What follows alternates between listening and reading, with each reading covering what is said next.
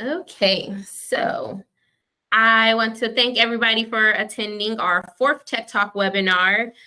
First, want to start off by saying my name is Destiny with NDAA-Com. As always, I'll be your moderator for our webinar. This is our fourth Tech Talk, like I said, with our guest speaker this time is our partner and our friend Rodney with Pelco. But a little bit before I let Rodney get into his presentation on NDAA compliance and other federal regulations that not only, help our federal government, but also used in private and public sectors such as healthcare, retail, and logistics, and any other industries around the world that would want compliant information. So first thing is, if you have any questions, if you're new to our platform, if you have any questions, it'll be in the left-hand corner. So my left is over here. My left is over here, so that means yours is on this side. And you'll have your questions and answers over there. If you like to speak, you'll feel free to raise your hand. It's next to your name, and you'll be acknowledged at the appropriate time. And that's pretty much it. If you have any, like I said, if you have any questions, feel free to use the Q&A, and we'll address them as they come in. Now, like I said, Rodney Esslinger is the Southeast Regional Sales Manager with Pelco, and we're so happy to have him join because he's one of our favorite manufacturers to work with. Great guy, so really excited for this. And he has some good information that not only, like I said, not only affects the government, but it also affects private and public sectors and for compliance. Now, Rodney, before I let you enlighten the people, I have a question for you. Are you ready? I hope so.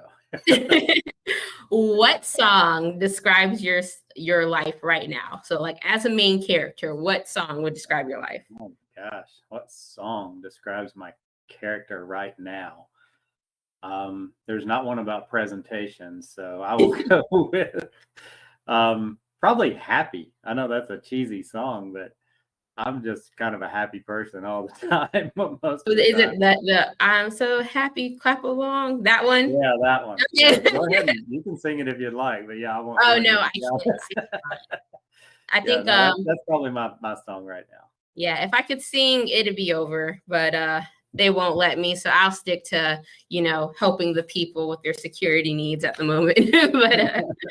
but thank you again for taking the time to do this, and we'll go ahead and roll right into it. Value your time and everybody else on the call. Absolutely. Well, thank you for letting me join in on this, and it's a timely topic. And I want to thank NDAA-Com. I want to thank you guys for allowing me this time to share some information about the topic, because it's a very important topic. It's a very newsworthy topic at this time as well, when you're looking at securing your business with NDAA security compliant video solutions. And I'm going to go ahead and share my screen if that is okay. You can let me know if this works. Problem. All right. Can you see that screen now? Yes, I can. Awesome. So once again, thanks for letting me join. As Destiny mentioned, I am the regional sales manager for Pelco. I only do Pelco. Pelco is a part of the Motorola family, and I cover Georgia, Alabama, Mississippi, and the Florida Panhandle. So I'm on the road quite a bit. I try to manage my time to where I'm in my house with my wife and kids. I've got a lovely wife and two daughters. There are 15 and 17 that are going on 33 and 35, I believe, the way it seems. And anyway, that keeps me busy, but I try to make sure I'm home. I'm usually on the road only 2 or 3 days a week, and some days not even that, or some weeks not even that. So anyway, thanks again for letting me jump on. And really what I want to do is our agenda for today. We've kind of gone through the introduction, but the introduction I'm talking about here is really, what are we going to look at? What is NDAA? What is the Secure Equipment Act, or dealing with the FCC? What's the TAA, or Trade Agreement Act? You may have heard some of these terms.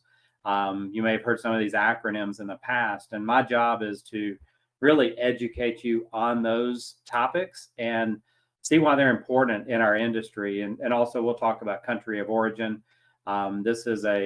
It's a very short slideshow, so it's going to really be a lot of discussion, or a lot of me talking about different things that are going on in the industry.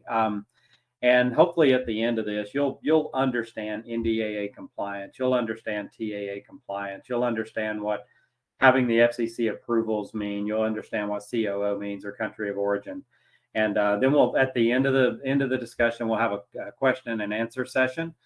So feel free to ask questions, and as Destiny mentioned, you can also submit questions into the Q&A portal on the website here as we go through the presentation. So let's just kind of dive into it. I mean, why is this important? Why is this topic important? Well, the biggest thing is the federal government needs to provide this safe regulatory environment, and their main job is protecting citizens and nation's property. That's probably their highest priority in the government agencies, but it's followed closely by adhering to these ever-evolving regulations that are taking place. And you probably see them all the time, all these regulations that come out, and it's very difficult to keep up with them as these regulations take place. But also, they want to ensure government compliance with these regulatory procedures, and to be able to build evidence of incidents that take place. So that's really why this topic is so important as we look at it.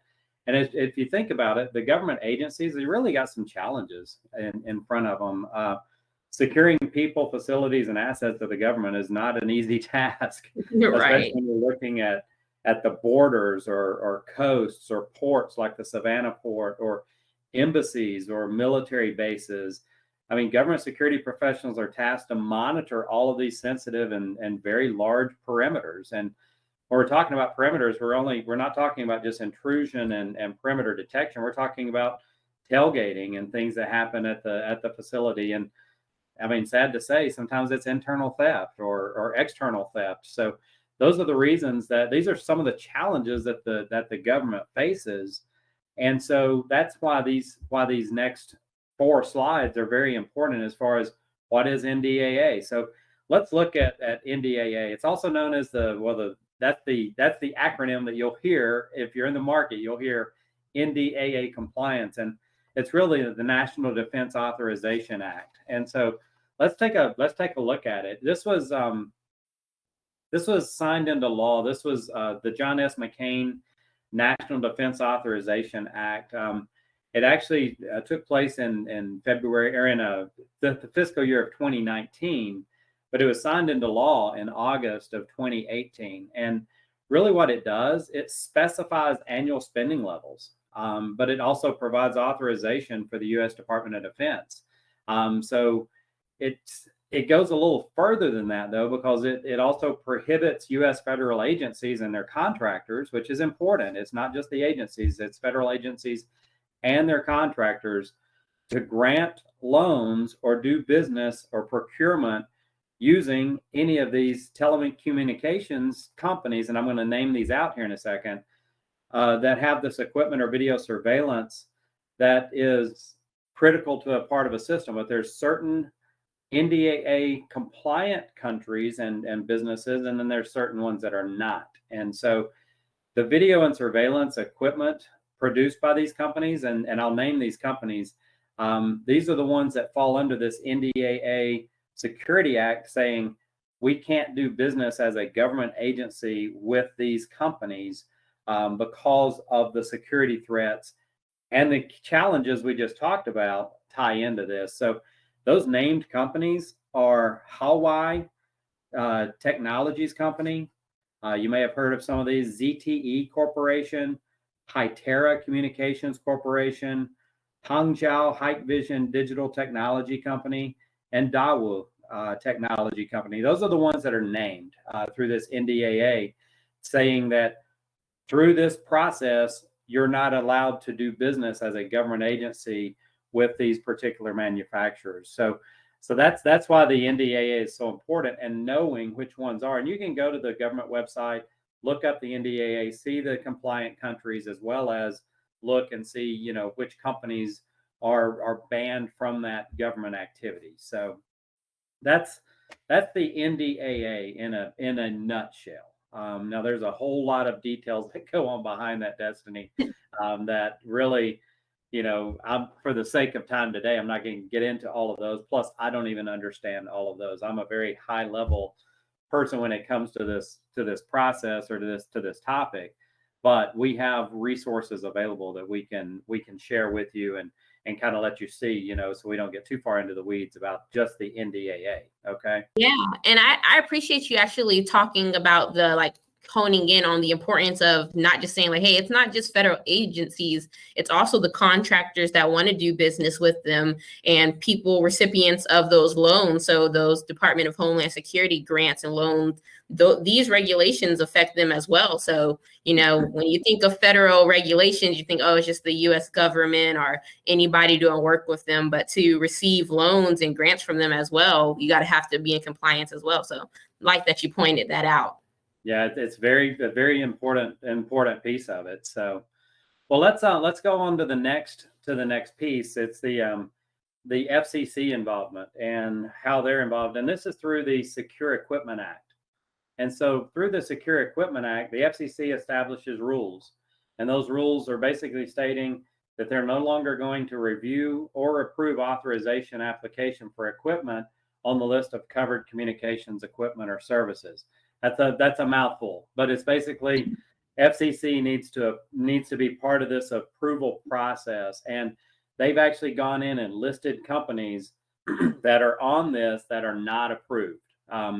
And those listed companies are Hangzhou Hikvision Digital Technology Corporation or Company and Dahua Technology Company. Those are the two that they have listed that fall outside of the FCC approvals or the Secure Equipment Act. So that means not only the NDAA, there are countries that manufacture parts and pieces that are falling under the NDAA compliance. And I'll kind of go into it because it's over 50%. In fact, it's in a slide I'll share in a second. But as far as the Secure Equipment Act, that says, hey, you can't do business with these particular companies as far as a government agency. So that's why this act is so important. And rolling that back, it's not because they want to, it's not anything about the companies themselves. Remember why all of this ties into importance. It's because of national security reasons, as I talked about in that second slide. So the challenges that the government has. So they have come together and said, okay, now we see these stop gaps. We're going to make sure that we close those so that we don't have these issues rolling forward. So I wanted to, that is the Secure Equipment Act, or also FCC involvement on the process. So let's take a look at the TAA. You probably heard about TAA. It's the Trade Agreement Act. And let me scroll here. This says that a good or service is TAA compliant or Trade Agreement Act compliant if it's substantially transformed in the U.S. or manufactured in a TAA designated facility. Okay, so in order to be on the GSA schedule, suppliers like us, Pelco, we're required to maintain our TAA compliance, which means at least 50% of the product line we make must be made in the USA or in a TAA designated country. And that's true for everybody. And Pelco falls into that. So we are TAA compliant. We're 100% NDAA compliant. We meet all the FCC approvals, and I'll share more about that in a second.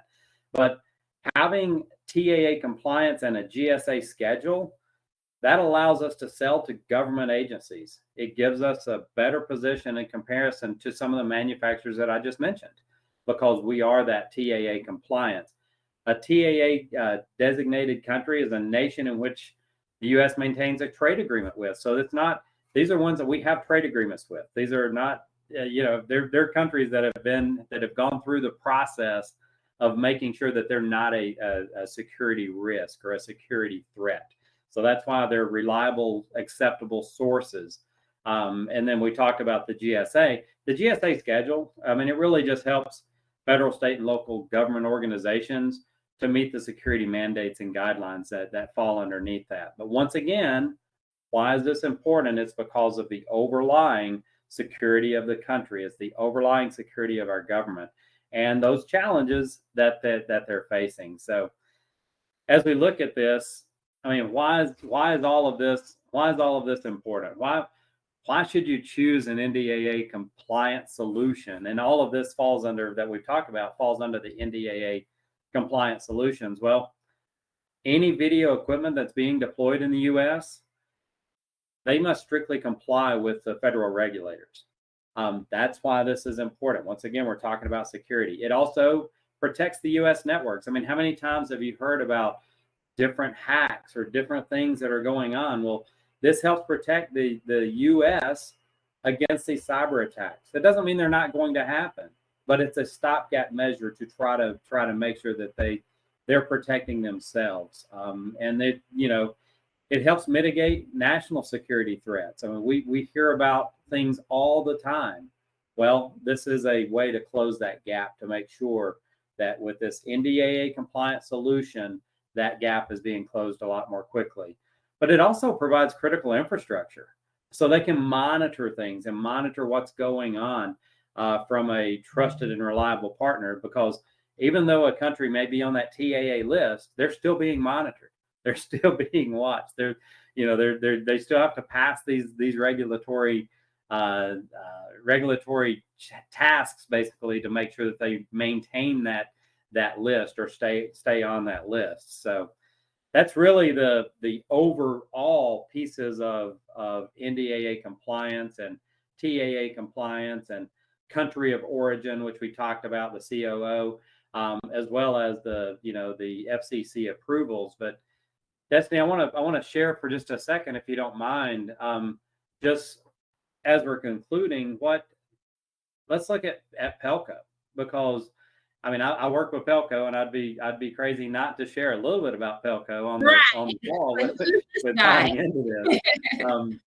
And as we look at Pelco and our certifications, we have all the certifications. We are 100% NDAA compliant. We are 100% FCC approved. We're also 100% TAA compliant. So those are the things that Pelco brings to the table. But also with cybersecurity, we do a lot with government agencies. That's why we partner so well with SC Datacom. We do a lot with government, and we have the highest levels of cybersecurity available in the system. That's the NIST. You can look that up and see, but it is the highest level of cybersecurity threat possibilities that you can have. So we have that. We're FIPS 140-2 risk management framework. So cybersecurity is big to us. That's why we make sure that we maintain our authorizations and our compliances that we need to. Country of origin, we can supply country of origin on any product that we make. Any product that you're getting, we can supply that country of origin. And I want to excite you in a second with something that's coming up with country of origin for Pelco. GSA schedule. We're on the GSA schedule, the Trade Agreements Act. There's our contract number. You can see it on the screen there, that GS number. So we're not shy to share this information when you're on the GSA contract. It takes a lot of work to get that. So we're proud of the fact that we can supply that. But then also through the NDAA Authorization Act, or National Defense Authorization Act, all of our products are NDAA 889 compliant. And you can look that up, but it's basically, since that first came out, we've been compliant with what we needed to do with Pelco. So we're in a good position. I want to back up, because I mentioned country of origin. And one of the things that Pelco is doing right now, we are going to be 100% manufactured in the United States. We now have a facility in Richardson, Texas.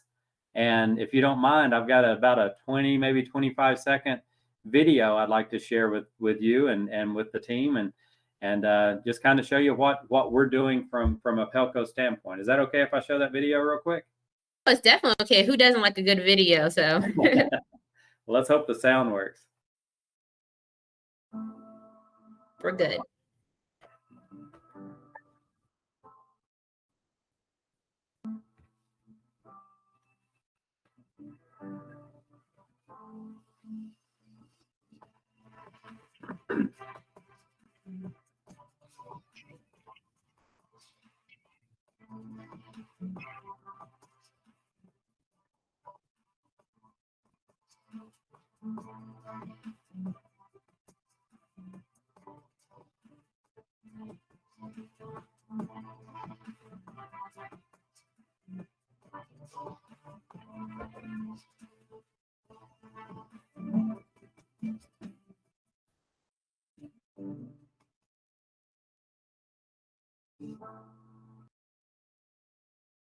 That's our newest and most exciting thing that we're doing right now is manufacturing in the U.S. In fact, we have our brand new fisheye that's going to be coming out. That'll be coming out soon, and that is 100% manufactured in the U.S.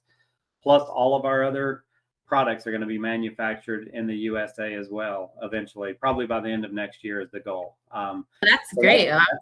That's exciting to us. Go ahead. I'm sorry. No, that's very exciting. That's what I wanted to say that too. I think it's very exciting. Not only that, you know, Pelco. The video said, I don't think they got enough of it. Let me do it and let's play one more time. But no, I think that is great. I wanted to just say, I think that it's great that it's going to be 100% manufactured. Are there other video manufacturers that can say that they're 100% NDAA or TAA compliant?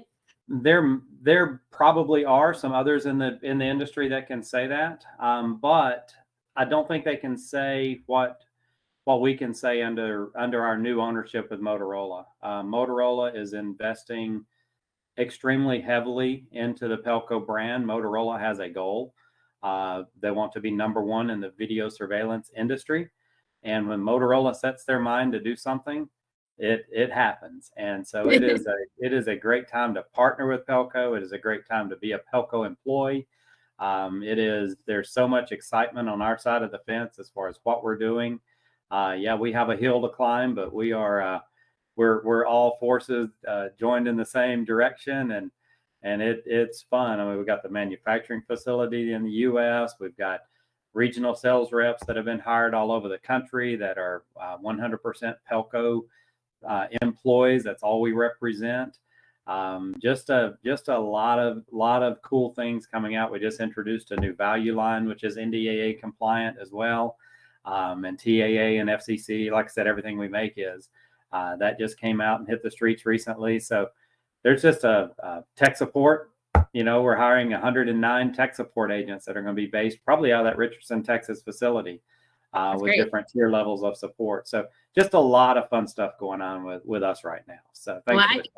No, I can tell you that having someone else that's excited about their own products and their team makes it even more valuable to everybody else. Because like, hey, if you don't believe in them, then who will? Now, I did have a question come in. Does compliant mean that you cost more? Like, in other words, can those that don't have to comply, maybe like commercial companies, can they afford to use the NDAA compliant? That does play a part because, you know, if you don't have to be compliant, you can create pretty much anything you want, you know, but so you may pay a little more for that compliance, for having those compliance. We're highly competitive in just about every quote that we do. But at the same time, you know, that cost of compliance can really bite you in the rear if you're not compliant. So really that's you know, does it cost more? Does it cost less? Well, it costs less, but it costs a whole lot more in the end. So so I would say that would be my short answer to that. Yeah, no, I definitely agree. I think that's a great question because, you know, a lot of people might be like, hey, like if I don't have to comply with the federal regulations, why worry about it? It's like, well, you know, hackers don't just hack the government. They also hack like anybody, our commercial, our private sectors. You know, your financial data is just as important as the government's, you know, super secret layer or whatever they have. So, you know, especially, you know, with the cyber security, everything that's been happening, even in our Savannah area, major organizations and companies getting hacked. You're not saying that the compliance would have saved them, but I'm pretty sure it would have made it a heck of a lot harder for them to do it. And it's one of those things we like saying is like future proofing your technology. Don't be more proactive than reactive. So right. I do have another question that came in. Any recommendations for how to approach maybe like a phased replacement of systems for customers who have non-compliant products or systems? Yeah, so that's a great question, and really, the Pelco platform is an open architecture platform, and so I'll explain that because it basically means that our base software, our VMS or head-end software, it will work with other camera systems, as well as our cameras will work with other VMS head-end systems. So we're open on both sides of that. So if you've got customers that have one of these non-NDAA compliant brands and they want to start replacing that brand, then we could start doing one camera at a time, 5 cameras at a time, 10 cameras at a time. And we would just need to look at their head end to see. So we can definitely do a phased approach. I'll tell you this selfishly.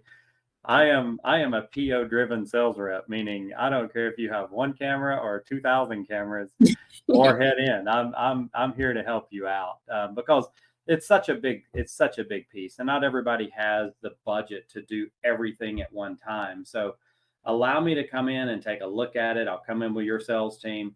We'll look at it and we'll say, okay, let's start here and let's get the most critical areas that need to replace those cameras, and let's start doing it in a piecemeal way. I would say, yeah, we can definitely. It doesn't have to be. I mean, I want the whole enchilada, but I'll take a taco. I'm okay. We'll take bites. We'll take bites of it. Right. Now, I know you're saying like having you come in and do a site visit so you can really learn more about specifically for that company or that organization. But you've been doing this for a while. What portion of the system have you noticed created the biggest vulnerabilities for companies? It depends on the camera. The ones that I named, I mean, those are the ones that are replaced. The customers are usually replacing those cameras. So I would say that's where the vulnerability is placed. As far as the head end, I mean, we work with just about every third party head end manufacturer out there with our cameras. So I would say the vulnerability are the open ports that are available on the camera side. And that's why the NDAA compliance comes into play so much. Okay. Does that answer your question? No, it does. It really does. Thank you for that one. Would the Pelco team help an integrator design solutions, or can they? I know you can. Will they walk the site or in a visit?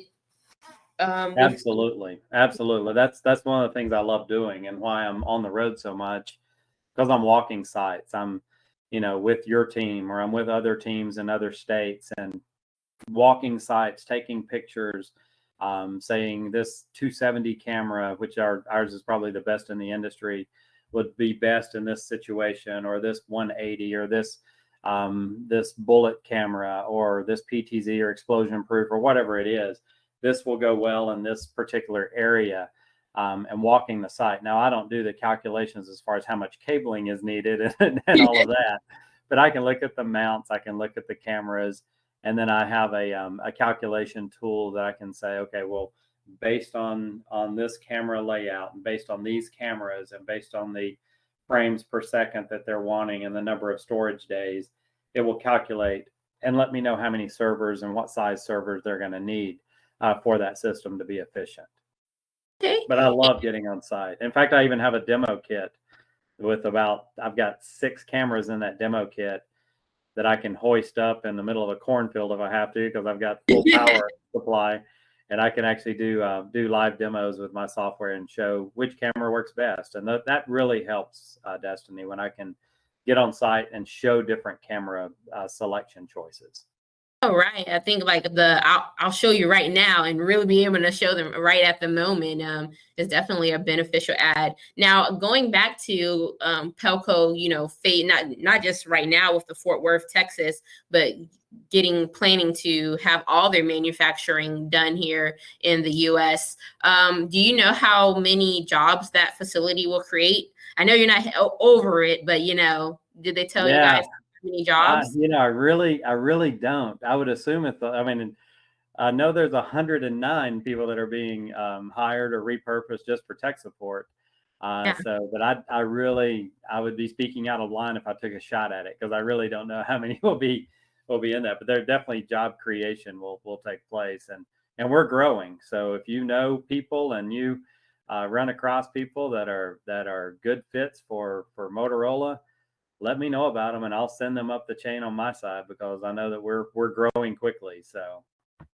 Okay, well, that's good to know. Yeah, no, we'll take a look at it and see if we can find something up to share, because I think that's great for job creation, and then not just, not just, of course, the government saying US stuff, but seeing that our companies are as well are trying to put that growth back into stateside as well. So I think that's pretty much all I have. You have any questions for me or for the audience?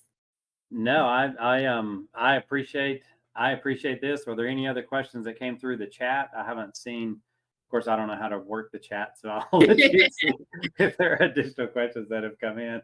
Yeah, no, a lot of those questions that I asked you, they came in through the chat. So we have people that are really engaged, and it just shows just how important that these regulations and acronyms that's all flying around that you see on papers, how having it explained. So I think this would be a great thing to share with the rest of our Savannah community. Well, I would say, and my final one. I've never have final words because I keep talking. But I would say always ask. The answer as you're asking questions, and if you're looking at projects and you're wondering, will this, will that, the answer should always be, let me ask Rodney, and I will find out the answer. I may not know the answer, but I will find out the answer, because I'm amazed every day at what our software capabilities are, being an open API platform. And just a real quick story. I mean, I was asked the other day, with our system, do we have the capabilities of detecting if someone is wearing a mask, and will it send an alert? And of course, I laughed and said, I don't believe it will do that. Well, I had my technical sales engineer with me that day, and he pulled it up on his iPad and held it up and said, like this, and it is something that we have capabilities of doing. So the answer is always, let me ask, because it's the real answer is the real answers is always carry an engineer with you. That's what I'm hearing. So I try to as much as possible. Exactly. But no, that's great to hear, and I think it's your information that you've provided is going to help a lot more people than just the federal people that are in the federal spaces. But like we're saying, if having compliant stuff doesn't just affect you, it affects anybody that has financial data or any type of data that they want to keep safe and secure. So that's pretty much everybody.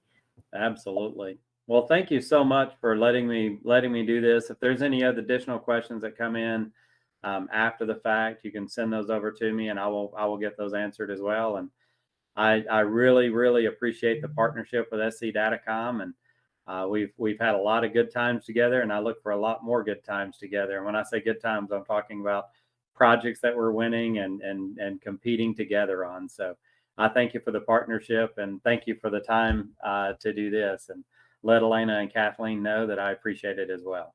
No problem. Thank you again. And this is, like I said, we have Rodney Esslinger with Pelco, and I will link his contact information in the video and on the site. So after you watch this, if you feel free to contact us, and then we'll contact him, or vice versa. So other than that, everybody have a great day. Thank you.